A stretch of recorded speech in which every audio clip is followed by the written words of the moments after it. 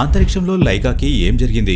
అసలు ఎందుకు రష్యా వైజ్ఞానికులు ఈ అమాయకమైన కుక్కని మృత్యు ఓడిలోకి నెట్టారు? ఈరోజు స్పేస్ ఎక్స్ప్లోరేషన్ ఫీల్డ్ ఎంత ముందుకు వెళ్ళింది అంటే మనం ఎన్నో పెద్ద పెద్ద స్పేస్ మిషన్స్లో మనుషులను అంతరిక్షంలోకి పంపిస్తున్నాం. ఇప్పుడైతే మనం మూన్ అండ్ మార్స్ ప్లానెట్స్లో మనుషులు నివాసం ఉండడానికి ఏర్పాటు చేసే దిశలో ముందుకు వెళ్తున్నాం. కానీ మీకు తెలుసా, లైకా అని పేరు కలిగిన ఒక ఫీమేల్ డాగ్ ఒకవేళ లేకపోయి ఉంటే మనలో ఏ ఒక్కరైనా అంతరిక్షంలోకి చేరుకోవడం కష్టమయ్యేది. అవును, మీరు విన్నది నిజమే. ఒక పెద్ద అంతరిక్ష యాత్ర చేయడంలో లైకా ఈ ప్రపంచంలోని మొట్టమొదటి లివింగ్ స్పీసీస్. కానీ నిజంగానే లైకా విధి అంత అదృష్టవంతమైనదా? మరియు ఏ విధంగా ఈ లైకా యొక్క జీవితంలోని ఆఖరి క్షణం ఏ క్షణంలో అయితే అనుకుని కూడా తన బాధాకరమైన కథ గురించి చెప్పలేకపోయింది?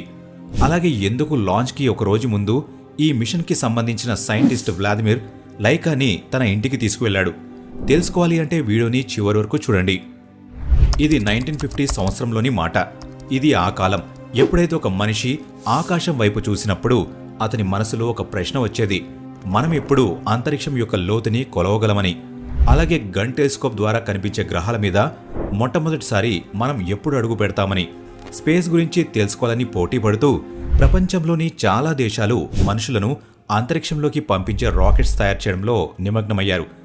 ఇందులో America and Soviet union Russia మధ్య మనుషులు స్పేస్లోకి వెళ్లే విషయంలో వార్ మొదలైంది. ఎందుకంటే వీళ్ళకు అనిపించేది, అంతరిక్షం మీద విజయం సాధిస్తే అది ప్రపంచంలోనే అన్నిటికంటే శక్తివంతమైన దేశంగా మారిపోతుందని. కానీ మనుషులను భూమి యొక్క వాతావరణం నుండి బయటకు పంపించడం వైజ్ఞానికులకు చాలా ఛాలెంజింగ్ అయిన పని. ఎందుకంటే మనకు అంతరిక్షం గురించి అంతా ఎక్కువగా ఏమీ తెలియదు. అందుకే ఎప్పటిలాగే మనుషులు తమ అవసరాలను పూర్తి చేసుకోవడానికి మూగజీవుల సపోర్ట్ తీసుకోవాలని నిర్ణయించుకున్నారు. అలాగే స్పేస్ మిషన్లో మనిషి బ్రతికి ఉంటాడా లేదా అని తెలుసుకోవడానికి వైజ్ఞానికులు వేరువేరు జాతుల జంతువులను స్పేస్లోకి పంపించాలని డిసైడ్ అయ్యారు.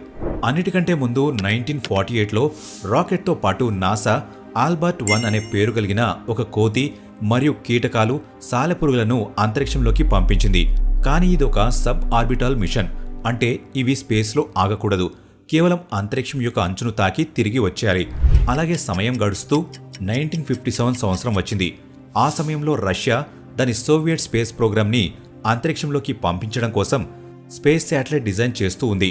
అక్కడే లైకా రష్యాకి చెందిన మాస్కో నగరంలోని రోడ్ల మీద తిరిగే కుక్కలాగా ఉండేది. ఆ సమయంలో లైకా వయస్సు 3 సంవత్సరాలు. అలాగే అది కొంచెం కూడా ఊహించి ఉండదు జీవితంలోని ఆ సంవత్సరం దాని పూర్తి లైఫ్ని తారుమారు చేస్తుందని. 4th అక్టోబర్ 1957 రోజున రష్యా దాని మొదటి ఆర్టిఫిషియల్ ఎర్త్ శాటిలైట్ స్పుత్నిక్ 1ని విజయవంతంగా లాంచ్ చేసి లో ఎర్త్ ఆర్బిటాల్లోకి పంపించింది. కేవలం 23 ఇంచ్ డయామీటర్ ఉన్న ఈ ఇనుప బాల్ మీద 4 రేడియో యాంటెనాస్ అమర్చారు. అయినప్పటికీ ఈ శాటిలైట్లో ఎకో పరికరాలైతే లేవు. కానీ రష్యాకి ఇది ఒక పెద్ద గెలుపు. ఎందుకంటే ఈ మిషన్ ద్వారా రష్యా స్పేస్ రేస్లో మొదటగా గెలిచింది. దీని తర్వాత రష్యా వైజ్ఞానికుల్లో ఈ ఉత్సుకత మేల్కోవడం మొదలుపెట్టింది. అలాగే అమెరికా స్పేస్ ఏజెన్సీ నాసాకి చెందిన హోండా హాన్లో సజెషన్ వచ్చింది. అదేంటంటే, మనం ఒకవేళ మన ఈ శాటిలైట్లోనే ఏదైనా జీవం ఉన్న ప్రాణిని కూర్చోబెట్టి అంతరిక్షంలోకి పంపిస్తే ఏమవుతుందని. చాలా రీసెర్చ్ చేసిన తర్వాత వాళ్ళు ఈ నిర్ణయానికి వచ్చారు, మనం ఒక డాగ్ని అంతరిక్షంలోకి పంపిద్దామని. ఎందుకంటే మొదటి విషయం వచ్చేసి ఇవి ప్రతిదీ చాలా త్వరగా నేర్చుకుంటాయి. ఇంకొక విషయం ఏంటంటే, వాటిని కూర్చోబెట్టడానికి స్పేస్ క్రాఫ్ట్లో చాలా తక్కువ చోటు సరిపోతుంది. ఎప్పుడైతే వైజ్ఞానికులు ఈ విషయాన్ని ప్రభుత్వం ముందు పెట్టారో రష్యా ప్రభుత్వం అప్పుడే దీన్ని ఆమోదించింది. కానీ మీరు ఈ మిషన్ 1 నెల రోజుల్లోపలే చేయండని ప్రభుత్వం వైజ్ఞానికులకు టార్గెట్ ఇచ్చింది. ఎందుకంటే ఆ సమయంలో రష్యా మరియు అమెరికాల మధ్య కోల్డ్ వార్ నడుస్తుంది. దీనివల్ల 2 దేశాలు వీలైనంత త్వరగా స్పేస్ మిషన్స్ చేసి ఒకరినొకరు వెనక్కి నెట్టుకోవడంలో నిమగ్నం అయిపోయారు. ఇప్పుడు ప్రభుత్వం చెప్పిన ఈ మాట విన్న తర్వాత రష్యా వైజ్ఞానికులు తొందరపాటులో కేవలం 4 వారాల్లోనే ఒక స్పేస్ క్రాఫ్ట్ డిజైన్ చేశారు. దీనికి జరిమానా తర్వాతి కాలంలో లైకా చెల్లించాల్సి వచ్చింది. రష్యా దాని స్పేస్ క్రాఫ్ట్కి స్పుత్నిక్ 2 అని పేరు పెట్టింది. దీన్ని ప్రత్యేకంగా ఒక కుక్క కోసం డిజైన్ చేశారు. ఈ స్పేస్ క్రాఫ్ట్లో ఒక లైఫ్ సపోర్ట్ సిస్టమ్ పెట్టారు. దాంట్లో carbon dioxide absorber, oxygen generator మరియు ఆ కుక్క శరీరాన్ని చల్లగా ఉంచేందుకు ఒక ఫ్యాన్ ఏర్పాటు చేశారు. వీటితో పాటు దీంట్లో 7 రోజులు బ్రతికి ఉండడానికి కొంచెం ఆహారం మరియు మలమూత్రాల వేస్ట్ను కలెక్ట్ చేయడానికి ఒక బ్యాగ్ కూడా పెట్టారు. ఈ స్పేస్ క్రాఫ్ట్లోని క్యాబిన్ స్పేస్ ఎంత తక్కువ అంటే దీంట్లో చుట్టూ తిరగడం గురించి పక్కన పెడితే కదలడానికి కూడా చోటు లేదు. అంటే దీంట్లో కూర్చోబోయే కుక్క చాలా సమయం వరకు ఒకటే చోట్లో బందీగా కూర్చోవాలి మరియు దాని మరణం కోసం ఎదురు చూడాలి. ఎందుకంటే ఆ సమయంలో సోవియట్ యూనియన్ దగ్గర స్పేస్ క్రాఫ్ట్ని అంతరిక్షంలోకి పంపించే టెక్నిక్ అయితే ఉంది, కానీ తిరిగి తీసుకురావడానికి టెక్నిక్ని వెతకడం ఇంకా బాకీ ఉంది. అందుకే దీన్ని మనం సూసైడ్ మిషన్ అని కూడా అనొచ్చు. ఒక పక్క వైజ్ఞానికులు ఈ స్పేస్ క్రాఫ్ట్ని రెడీ చేస్తుంటే, ఇంకొక పక్క కొంతమంది వైజ్ఞానికులు ఈ మిషన్ కోసం సరైన డాగ్ని వెతికే పనిలో పడ్డారు.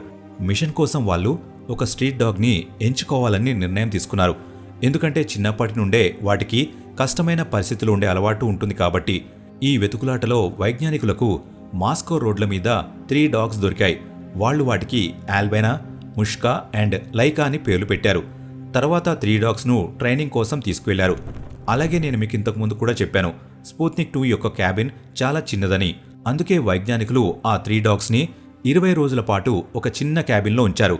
అవి స్పుత్నిక్ 2 క్యాబిన్లో కూర్చున్నప్పుడు భయపడి ఎగిరి దూకకుండా ఉండాలని. తర్వాత వాళ్ళు ఆ 3 డాగ్స్ని సెంట్రిఫ్యూజ్ డివైస్లో కూర్చోబెట్టి రాకెట్ లాంచ్ యొక్క యాక్సలరేషన్ సమయంలో వాటి పరిస్థితి ఎలా ఉంటుందని అది టెస్ట్ చేశారు. ఆ తర్వాత వాళ్ళు ఆ డాగ్స్ని స్పేస్ క్రాఫ్ట్ లాగా శబ్దం చేసే ఒక మెషిన్లో కూర్చోబెట్టారు. ఆ సమయంలో వాటి పల్స్, బ్లడ్ ప్రెషర్ని కూడా మానిటర్ చేయడం జరిగేది. అలాగే ట్రైనింగ్ చివర్లో వైజ్ఞానికులు ఈ 3 డాగ్స్లో నుండి లైక్ అనే పేరు కలిగిన ఫీమేల్ డాగ్ని స్పుత్నిక్ 2లో కూర్చోబెట్టి అంతరిక్షంలోకి పంపించాలని నిర్ణయం తీసుకున్నారు. ఇప్పుడు స్పేస్ క్రాఫ్ట్ కూడా రెడీగా ఉంది మరియు లైకా కూడా దాని స్పేస్ మిషన్కి వెళ్లడానికి సిద్ధంగా ఉంది.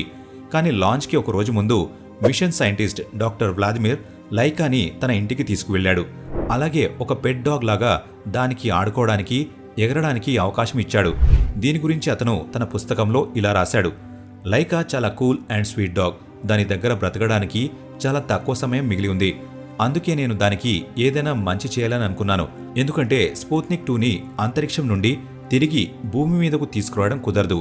అలాగే కొన్ని రోజుల్లోనే అంతరిక్షంలో అది చనిపోతుందని వైజ్ఞానికులకు తెలుసు. అందుకే దాని ఆహారంలో ఒక స్లో పాయిజన్ని కలిపారు.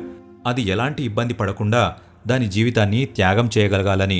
ఇప్పుడు మిషన్ యొక్క ముఖ్య లక్ష్యం ఏంటంటే అంతరిక్షంలో చనిపోకముందే లైకా శరీరంలోని డేటా కలెక్ట్ చేయగలగడం.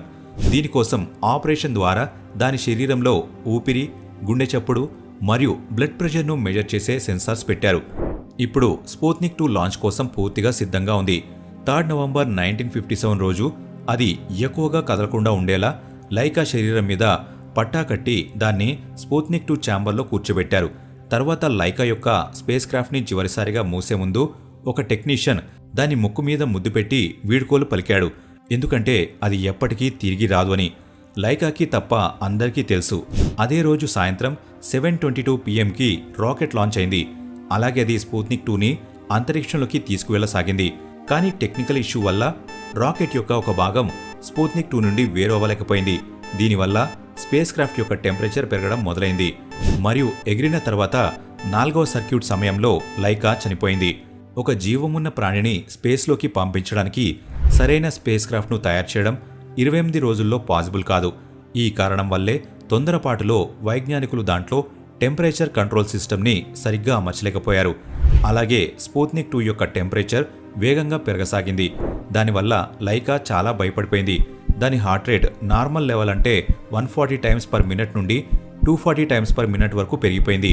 చివరికి వైజ్ఞానికులు దాని గుండె చప్పుడు ప్రశాంతంగా అవ్వడం విన్నారు. కానీ ఇది తెలుసుకుని మీరు ఆశ్చర్యపోవచ్చు. అదేంటంటే మిషన్ లాంచ్ తర్వాత రష్యా లైకా చనిపోవడం వెనుకున్న అసలైన కారణాన్ని దాచిపెట్టారు. అలాగే ప్రపంచానికి ఏం చెప్పారంటే లాంచ్ అయిన 6 రోజుల తర్వాత స్పేస్ క్రాఫ్ట్లో ఆక్సిజన్ అయిపోవడం వల్ల లైకా చనిపోయిందని. తర్వాత 2002లో లైకా మరణం వెనుక ఉన్న అసలు కారణం ముందుకు వచ్చింది. అది ప్రపంచంలో ఉన్న ప్రజలందరినీ ఒక్కసారిగా ఉలిక్కిపడేలా చేసింది. లైకా చనిపోయిన తర్వాత స్పుత్నిక్ 2 ఇంచుమించుగా 162 రోజుల వరకు అంతరిక్షంలో ఉంది. అలాగే అది అప్రాక్సిమేట్గా 2570 టైమ్స్ భూమి చుట్టూ తిరిగింది. దీని తర్వాత 14 ఏప్రిల్ 1958 రోజు స్పుత్నిక్ 2 భూమి వాతావరణంలోకి ఎంటర్ అయిన వెంటనే పేలుడు తర్వాత లైకా అవశేషాలతో పాటు ముక్కలు ముక్కలైపోయింది. నిజంగానే లైకా ఒక వారియర్ డాగ్. స్పేస్ క్రాఫ్ట్ యొక్క టెంపరేచర్ పెరగడం మొదలైన 3 గంటల తర్వాత వరకు లైకా చావుతో పోరాడుతూనే ఉంది. కానీ చివరికి పరిస్థితులకు అది తలవంచక తప్పలేదు. కానీ దాని ఈ మిషన్ ద్వారా లైకా అంతరిక్షంలో అడుగుపెట్టిన మొట్టమొదటి ప్రాణిగా మారింది. అలాగే దాని త్యాగం వల్ల ఈరోజు మనం అంతరిక్షంలోకి వెళ్లడం పాసిబుల్ అయింది. తర్వాత 2008 సంవత్సరంలో రష్యా ప్రభుత్వం లైకాని గౌరవిస్తూ ఒక విగ్రహాన్ని తయారు చేయించింది. అయితే విజ్ఞానం యొక్క అభివృద్ధి కోసం మూగజీవులను బలివ్వడం కరెక్టేనా? దీని మీద మీ అభిప్రాయం ఏంటో మాకు కామెంట్స్లో చెప్పడం మర్చిపోకండి. వీడియో నచ్చితే లైక్ చేయండి. అలాగే అంతరిక్షానికి సంబంధించిన ఇలాంటి మరిన్ని వీడియోల కోసం వెంటనే మన ఛానల్ని సబ్స్క్రైబ్ చేసుకోండి.